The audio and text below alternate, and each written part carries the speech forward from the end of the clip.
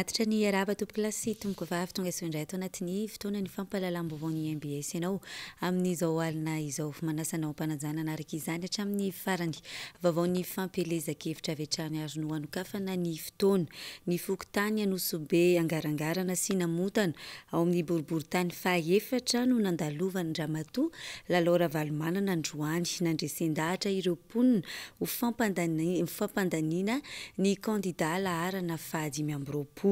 Maro dia maro ireo olona nanatrika ny famorim-bahoaka atao amin'ny kianjana Anosobe ary nampiseho fahavononana hifidy ny kandida Marika Ravalomanana. Ny antsipirian'izay vaovao izay tanteriny Dina Razafy Manotrana. Ampy izay ny fampahoriana ny vahoaka nandritra ny 7 taona. Fidio ny kandida laharana fahadimy amby roapolo Marika Ravalomanana ho famerenana amin'ny indray ny fiainam-bahoaka. Nisongadiny io androany tolakandro nandritra ny fampelezan-kevitra nataon'ny Lalora Valomanana atao amin'ny boriboritany faha-efatra niaraka tamin'ny député ao amin'ity boriboritany ity Félix Andriamandimbso sy ny talehany fampelezan-kevitra nalamanga ny colonel Faustin Andriambahoaka. Niona mivantana tamin'ny vahoaka izy ireo atao Anosobe angarangarana sy namotana teo amin'ny kianjana Anosobe angarangarana izay feno hiboka atao amin'ireo fokontany ireo nandritra ny fotoana. Nanambara ny solombavambahoaka Félix Andriamandimbso fa efa eny amin'ny fokontany ny kara-pifidianana ka tokony alaina amin'izay. Nopitehana hatramin'ny toe-tsaina ny teto amintsika nandritra 7 taona izay hoy izy ka nangana sy amerina amin'ny laoniny an'izany dada laharana fahadimy amby roapolo. Averina amin'ny rafitra fitsaboana. Azonareo tsara ve ilay izy tao e? Ny antony dia satria tsy maintsy averina amin'ny laoniny izany fitsaboana izany. Ao anatin'ny programan'ny kandida itsika izany. Amerina ihany koa kelikasa fampianarana. Ny mpampianatra no anisan'ny kelika raha vahiny. Manaiky an'izany ve tsika? Manaiky an'izany ve nareo mpampianatra? Ao anatin'izany fampianarana izany dia ny filoha Marika Ravalomanana dia an'izany atao kit scolaire. Mbola ho averitsika izany e! Ny filoha Marika Ravalomanana dia efa vonona amin'izany kit scolaire izany. Mbola ho kiraro arangely izy e. Zay no afaka Marika Ravalomanana. Be dia be izy ity amerina ny tetikasa fampianarana. Ampitombo ny fidiram-bola. Satria raha malala faitsika amin'izao fotoana izao dia samy sahirana. Samy sahirantsika na amin'ny frais en bus miakatra. Mila tsy ho voalohantsika hatramin'ny frais en bus. Anagana indray ny foto-drafitrasa isan-karazany. Nanentana ny rehetra ho tonga amin'ny faradobika ny Mahamasina kosa ny asabotsy izao ny talehany fampelezan-kevitra nalamanga ny colonel Faustin Andriambahoaka hitondra ny toromarika amin'izany ny kandida Marika Ravalomanana. Azamany roa zany manavotanana ary izao tontolo izao. 5 amby roapolo zany aleo 5 amby roapolo indray ala votantsika indray mandeha indray namotana angarangarana ianarana rehetra mirakeka to place vava momba zany malao. Songa solava resaka avatsika ihany ny teniko ny fifidianana dia efa vonontsika 7 novambra raha tsy miamboka tsony to place tompoko vavy. Faratomboka amin'ny sabotsy tsy adinonareo Mahamasina. Tsika lalana efa vonona an'izany efa vonona ny safiditsika dada ihany tompoko place tompoko vavy. Tsy manao kobakambava sy andrasoandraso i dada mitondra laharana fahadimy amby roapolo finoana arahinasany azy hoy kosa neny Lalora Valomanana. Fampelezan-kevitra no atao dia tsy misy ny kobakambava fa amin'ny dada tsy misy andrasoandraso fa izay lazaiko tonga dia tanteraka izany no mahatonga n'iny manifesto iny. Ozy izy hoe ny malagasy aloha za tsy manao kobakambava fa efa tonga dia vonona miasa miaratsika ary dia satria tsika miasa miaraka neny dada tsy misy andrasoandraso fa neniny kosa dia finoana raha inasy ka hoy neny hoe ny fiainana tsy vitan'izao fotsiny fa tsy maintsy mivavaka tsika ka mivavaka aza mitsara fa mivavaka dia manova zavatra ekena ve zany rehefa mahay mirahina sy mifankatytsika malagasy dia manana firenena vanina ao anatin'izay. eo amin'izay vaovao makasika ny fampelezan-kevitra izay atrany dia samy manao izay ho hafa ny fampandaniana ny kandida marika ravalomanana ireo mpiaradia aminy misy ary ny hetsika izay notontosain'ireo vondron'olon-tsotra tao amin'ny komina ambanivohitra Vinanikarena Fokotany Ankadinomby ary ny Toy tany Antsirabe faharoa izany raha antsika avy hatrany ny akon'izay vaovao izay. Nanatanteraka hetsika ny vondron'olon-tsotra ho fampandaniana ny kandida marika ravalomanana ka faritra maro no notsidihany ireo toy ny tao amin'ny komina ambanivohitra Vinanikarena Fokotany Ankadinomby sy Talata avy eo izy ireo dia nahazo ny lalam-pirenena fa 7 tao Antsirabe faharoa. Izy natokisana amin'ny rehetrarehetra nataka amin'ny lafokarena izy mana fahamarinana tamin'izay ihany hatramin'ny 2000 mandrak'izao dada ihany nanay firenena. Nanamafy hatrany ny mponina tany amin'ny faritra izay notsidihana rehetra fa ny kandida ravalomanana ihany ho azy ireo no afaka anarina ity firenena ity izay efa latsaka ao anaty fahasairanana tanteraka.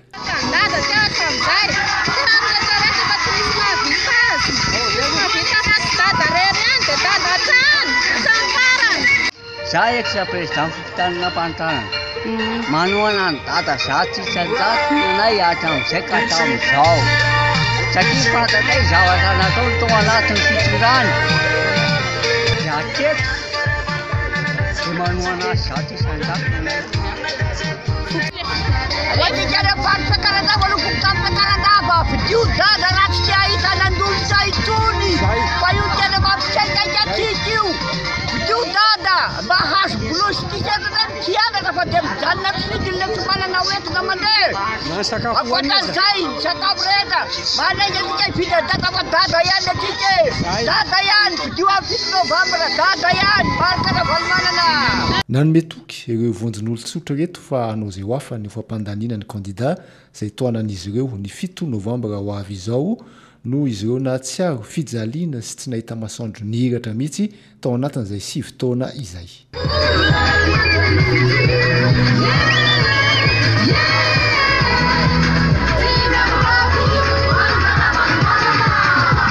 Fananatanteraka etsika kosa Androany ny fikambanan'ny kandida 2020 tetsy Mahamasina etsika izay toy ny fitakiana izy ireo hatrany dia ny hanokafana indray ny lisam-pifidianana raha ny vaovao azo avy any an-toerana hatrany dia fanombohana izao etsika fanangonana olona izao ka hitohy hatrany amin'ny faritra izany vao maraina moa dia efa tonga ny antrana teniny avy eo anivon'ny mpitandro ny filaminana saingy tsy nisy ny korotana ary ny toy ny etsika ny fikambanan'ireo kandida misy 2020 hiteny toerana moa Jessica Miray sy Manorandre Malala.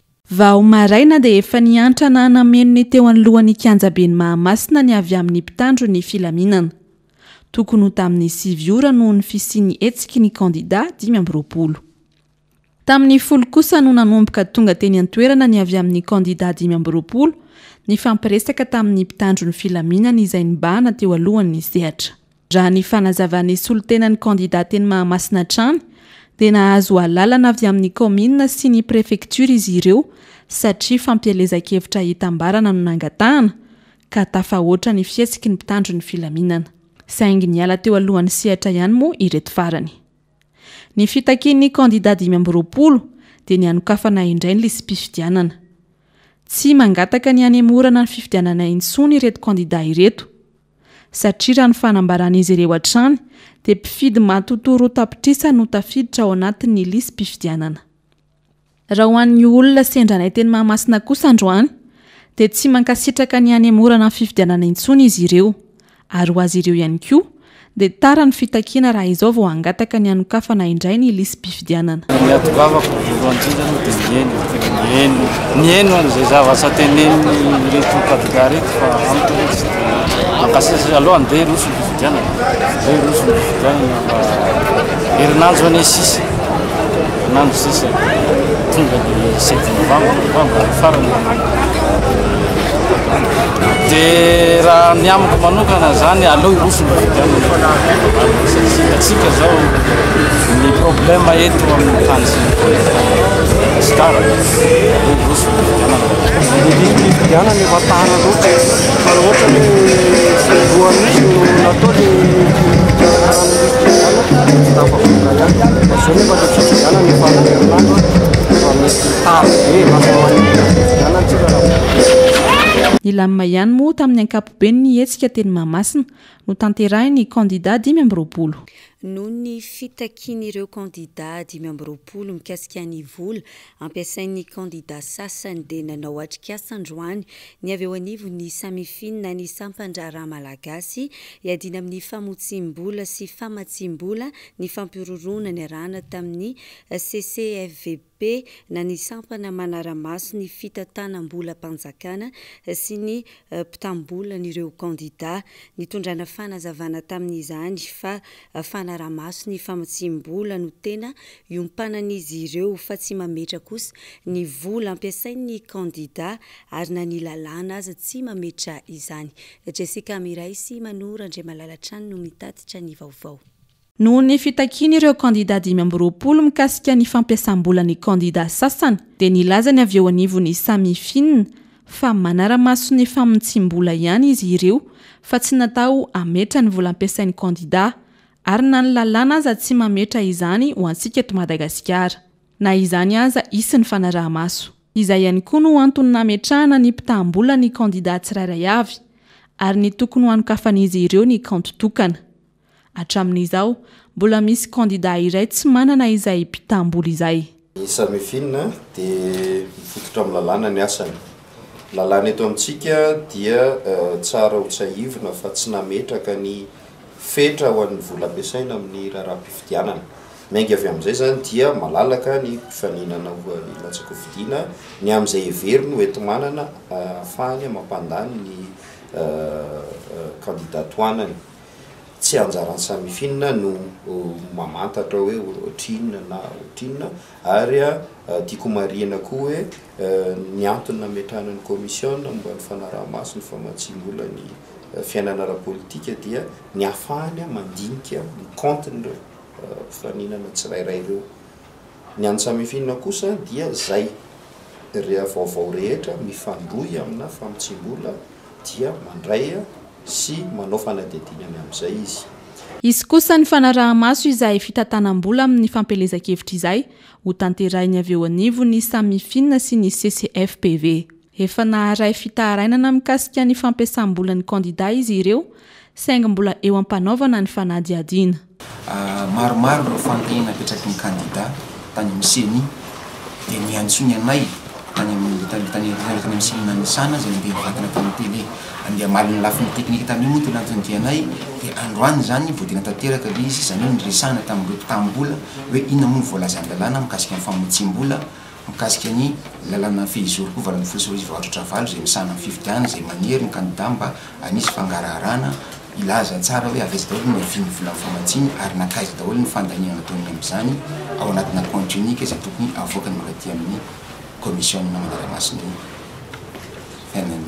famatsina ny fiainana ara-politika.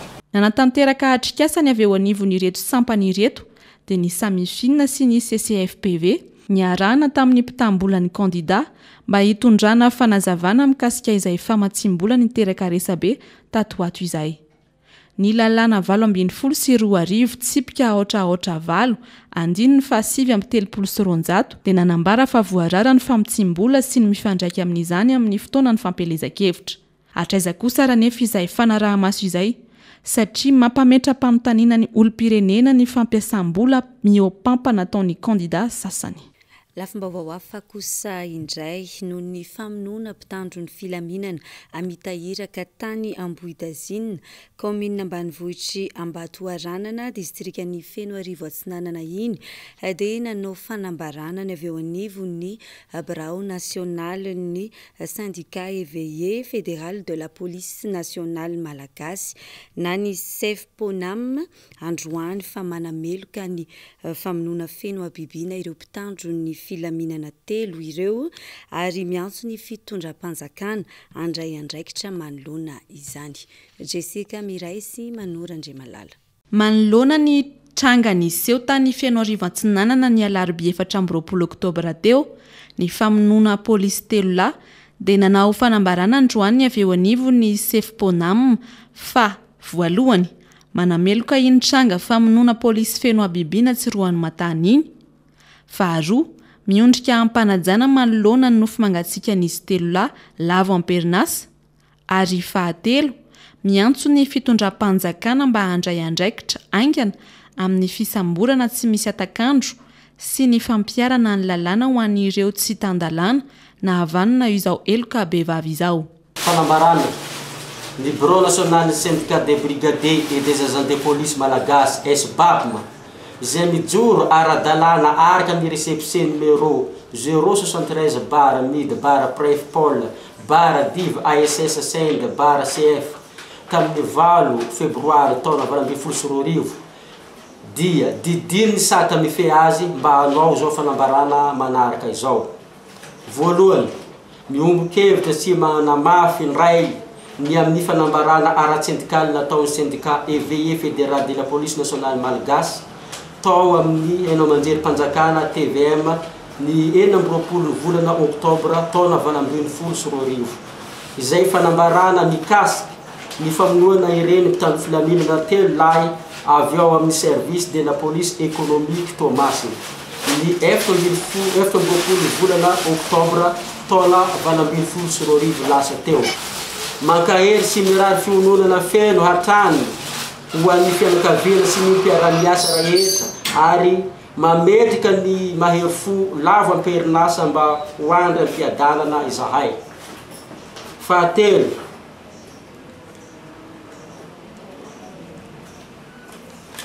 Fahatelo, tsy hitsahatra ny mitomany sy manameloka ny amin'ny famonoana ny an'izy telo lahy izay natao tamin'ny fomba feno habibiana ny syndicat.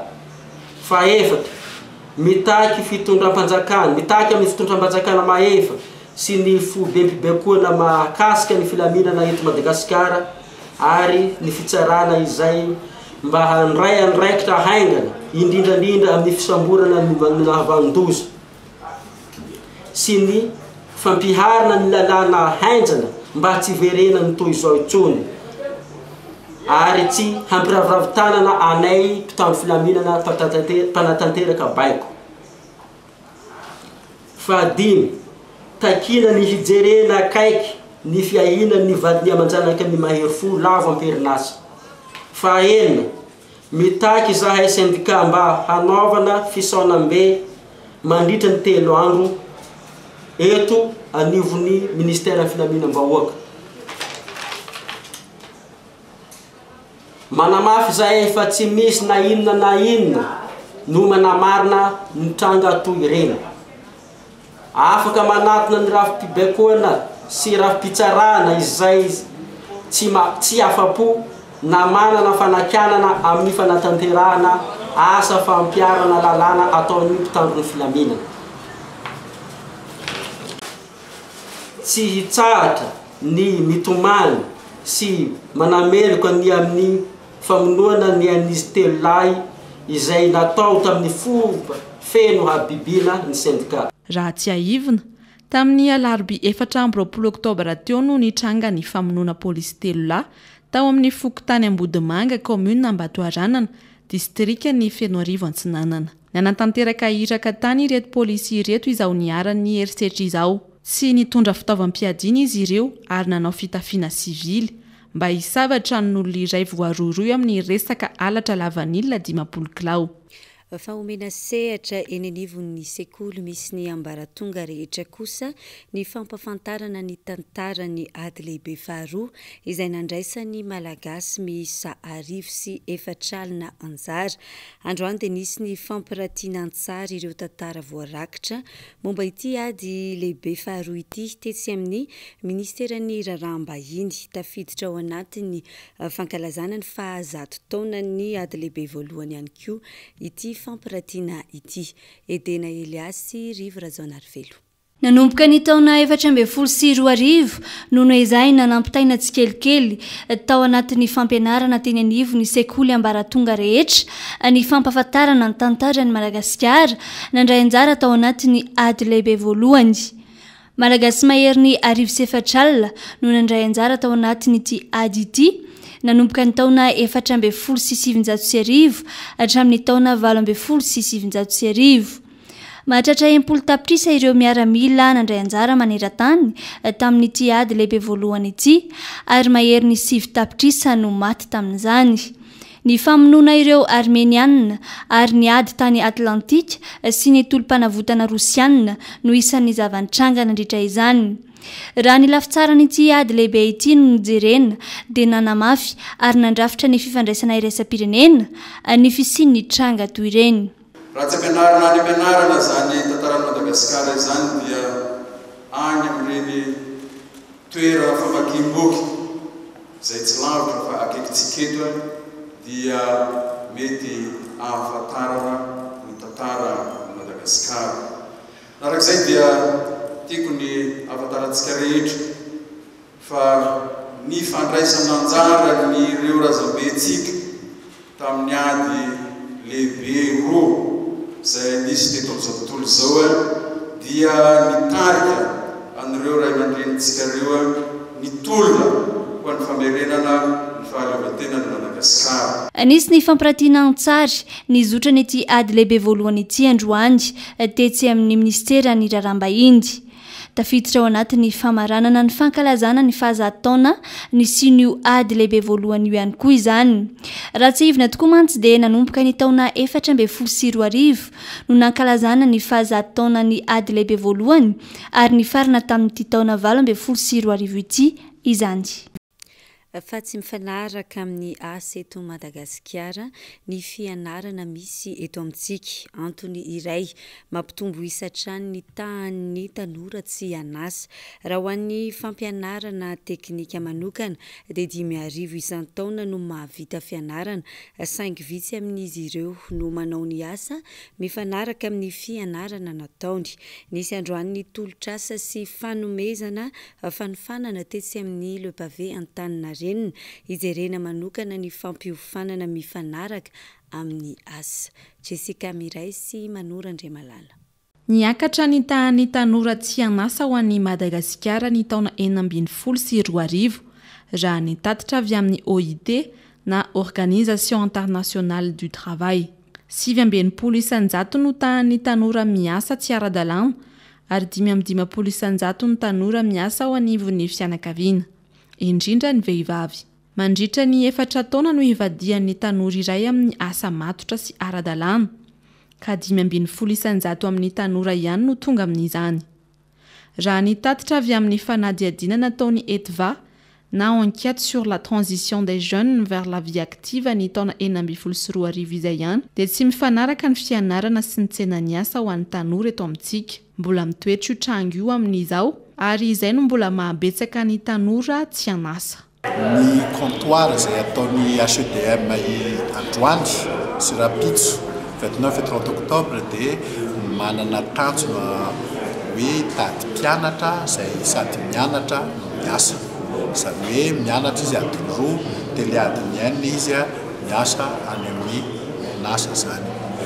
Natao io comptoir io zany, natao le formation en alternance indrindra mba ahafahany ankizy tsy mijaly intsony rehefa mitady hiasa satria tonga dia manana expérience zany izy. Tsy afaka hitaraina intsony zany ny mpampiasa hoe tsy manana expérience le ankizy.